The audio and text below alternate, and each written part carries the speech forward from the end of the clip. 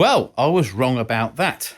In the last video, I was looking at why, although we have modern sophisticated digital video cameras, we don't see the close-up footage from the likes of the Artemis 1 launch and the SpaceX launches that matched the quality of the old Shuttle and Apollo film footage that wasn't overexposed or washed out. Well, it seems NASA do use high-speed film to record engineering footage, and they did it with the Artemis 1 launch as well as using digital cameras. They just don't seem to release it for public viewing though.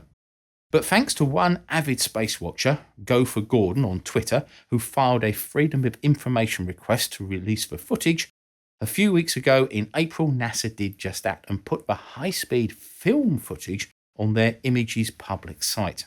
I would also like to thank one of my long-term viewers, Greg, for bringing this to my attention. I've put the links to the Images pages on NASA's website in the description below so you can download the film footage of the Artemis launch. Just make sure that you click on the download link button to get the full files. There are at least 6 video files which are pretty large, at some of them being a couple of gigabytes apiece, and in total they cover about 8.5 hours in total. They're in slow motion, shot at 400 and 120 frames per second, so unless you speed them up they'll take a long time to watch for just a few minutes of real-time footage.